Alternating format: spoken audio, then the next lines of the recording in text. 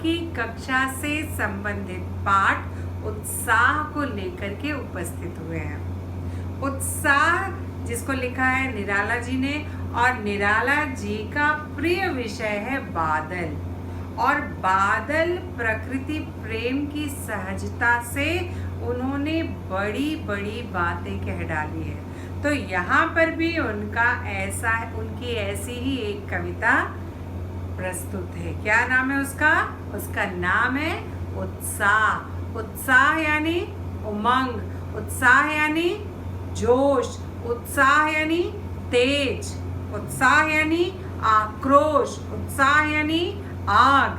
तो यहाँ पर उत्साह बादल के रूप में तुमको यहाँ पर उत्साह बताया गया है कि किस तरीके से बादल के अंदर वो सारी भावनाएं होती हैं, वो किस तरह से गरज करके अपने आप को ओजपूर्ण बताता है, वैसे ही मानव मनुष्य भी।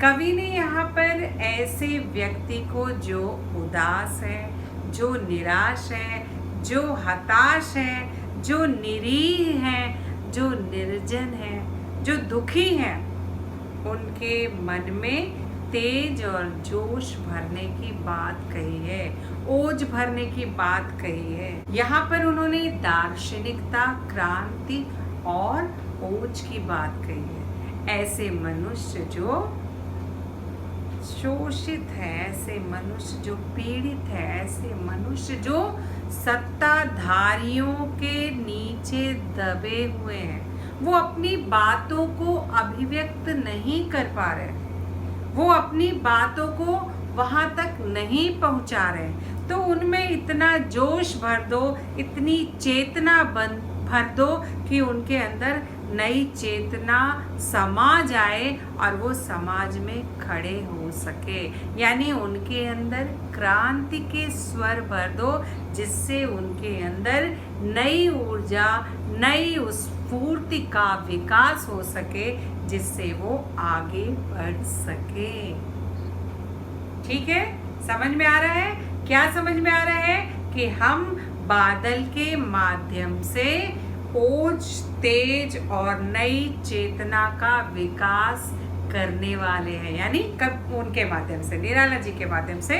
हम निराला जी के माध्यम से आप तक ये बात पहुंचाना चाहते हैं कि कवि कहना चाहता है कि हे मनुष्यों, हे ऐसे हताश निराश लोगों, आप भी बादल की तरह गरजो, अपने अंदर ओज और ऊर्जा और स्फूर्ति का विकास करो, जिससे नई चेतना विकसित हो सके। एक और वो ये सारी बातें करता है, दूसरी ओर वो क्या बातें करता है? दूसरी ओर वो बोलता है ऐसे व्यक्ति जो पृथ्वी पर रह रहे हैं, प्यासे हैं, व्याकुल हैं, तड़प रहे हैं, उनकी प्यास को बादल शांत करे। बादल शांत करेगा ऐसी प्यास को।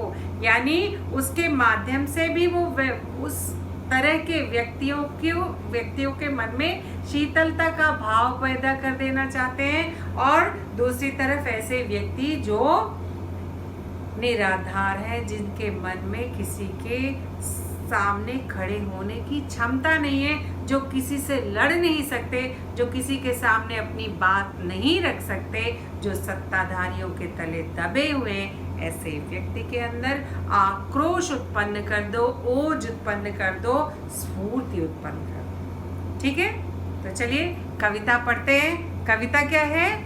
बादल गरजो, घेर घेर ओ घनाघर हो, ललित ललित काले घुघराले, बाल कल्पना के से पाले, विद्युत छवि उर्मे कवि नव जीवन वाले, वज्र छिपा नूतन कविता, फिर भर दो बादल गरजो।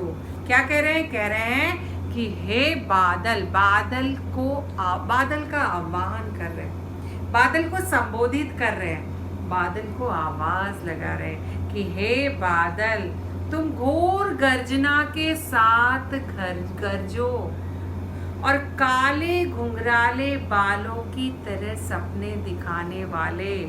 काले घुंघराले बाल कल्पना, जिस तरह से बाल कल्पनाएं होती है ऐसे तुम काले काले उमड़ घुमड़ कर संपूर्ण आकाश में आच्छादित हो जाओ।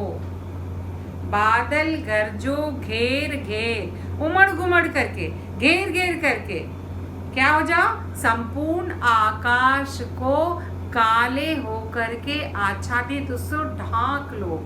बादल गरजो घेर घेर ओ घनाघर हो, ललित ललित काले घुंघराले बाल कल्पना कैसे पाले। विद्युत छवि में तू अपने ओज से, अपने तेज से, अपनी गर्जना से ऐसे लोगों को जो मन कोमल, जिनका मन कोमल है उनका मन वज्र के समान कठोर कर दो। जिस प्रकार से तुम्हारी बिजली चमकती है और कंपन मचती है, ऐसी कंपन मचा दो जिससे लोगों के अंदर नव चेतना का विकास हो सके, जिससे लोगों के अंदर नई स्फूर्ति, नई चेतना, नई उमंग और नए ऊर्ज का विकास हो सके और वो सामने आई परिस्थितियों का सामना कर सके।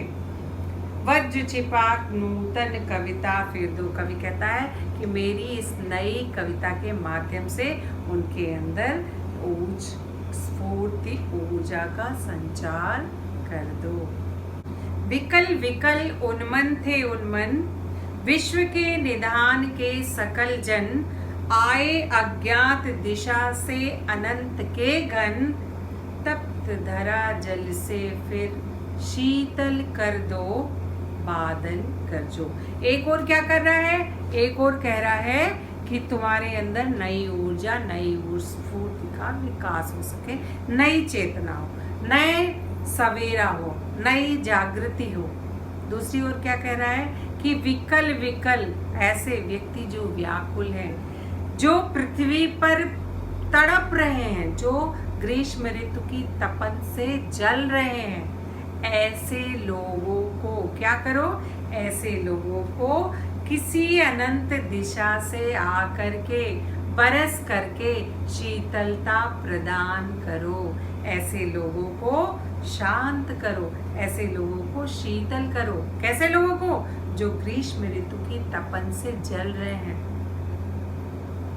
समझ में आया क्या है? विकल विकल उन्मन से उन्मन, जो उदास हैं, जिनके मन व्याकुल हैं, जिनके मन उदासीन हैं, ऐसे मन वाले लोगों को, जो ग्रीष्म ऋतु की तपन से जल रहे हैं, जो प्यास के लिए व्याकुल हैं, ऐसे लोगों को क्या करो, अज्ञात दिशा से आकर के गरज करके भीषण गर्जना के साथ बारिश करो, जिससे ऐसे ग्रीष्म ऋतु से जले लोगों को शीतलता प्रदान हो।